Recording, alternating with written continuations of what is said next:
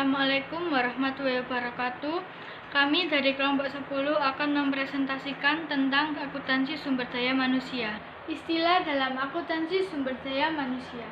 Menurut Komite Asosiasi Akuntansi Amerika, akuntansi sumber daya manusia merupakan proses pengidentifikasi dan pengukuran data mengenai sumber daya manusia serta pengkomunikasian informasi ke pihak yang berkepentingan. Sedangkan menurut Frederick dan Westphalen, akuntansi sumber daya manusia merupakan pengukuran nilai sumber daya manusia di dalam perusahaan, termasuk bagian laporan yang menggambarkan masalah-masalah.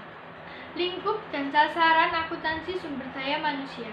Terdapat dua alasan untuk memasukkan sumber daya manusia ke dalam akuntansi. Yang pertama, manusia merupakan sumber daya yang berharga bagi perusahaan selama mereka memberikan jasa yang dapat diukur. Yang kedua, nilai dari seseorang sebagai sumber daya bergantung pada bagaimana dipekerjakannya. Jadi, gaya manajemen juga akan mempengaruhi nilai dari sumber daya manusia. Selanjutnya, ada analisis biaya keluar.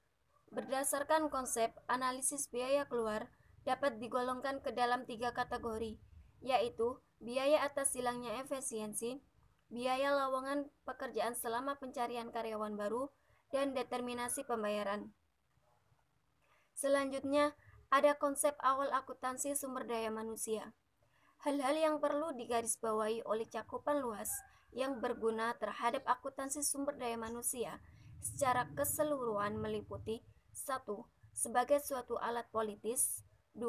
Sebagai suatu instrumen yang bersifat mendidik, dan 3. Sebagai suatu alat bantu pengambilan keputusan. Oke, saya akan menjelaskan arti penting akuntansi sumber daya manusia. Dengan adanya akuntansi sumber daya manusia, diharapkan dapat memberikan fitur berbeda yang bersumber dari ekonomi yang sedang muncul dan terdapat penekanan yang semakin besar terhadap modal manusia, seperti pengetahuan, keterampilan, dan pengalaman manusia.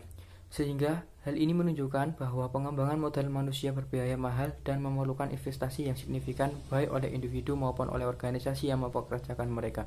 Kemudian yang kedua, itu asumsi dasar akuntansi sumber daya manusia. Menurut Davidson dan Weil pada tahun 2008, asumsi dasar akuntansi sumber daya manusia ada 3, yaitu yang pertama, manusia adalah sumber daya organisasi yang bernilai. Kemudian yang kedua, pengaruh dari gaya manajemen dapat meningkatkan atau menurunkan motivasi produktivitas karyawan. Kemudian yang ketiga, dibutuhkan informasi sumber daya manusia. Kemudian untuk tujuan akuntansi sumber daya manusia, yaitu yang pertama sebagai informasi kualitatif, yaitu mampu meningkatkan manfaat laporan keuangan karena memberikan informasi kuantitatif atas sumber daya manusia bagi pemakainya yang bervariasi, misalnya manajemen dan investor dalam memilih keputusan.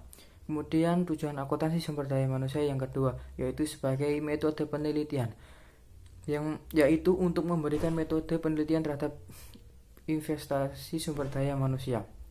Kemudian tujuan akuntansi sumber daya manusia yang ketiga, yaitu sebagai teori dan model, yaitu untuk memberikan suatu teori dari variabel-variabel yang relevan untuk menjelaskan nilai manusia dan juga terhadap organisasi formal. Dan kemudian untuk mengidentifikasikan variabel-variabel yang relevan dan juga untuk mengembangkan modal yang ideal untuk pengelolaan manusia. Terima kasih. Akuntansi sumber daya manusia. Yang pertama yaitu menyediakan kerangka kerja untuk membantu manajer dalam menggunakan sumber daya manusia secara efektif dan efisien.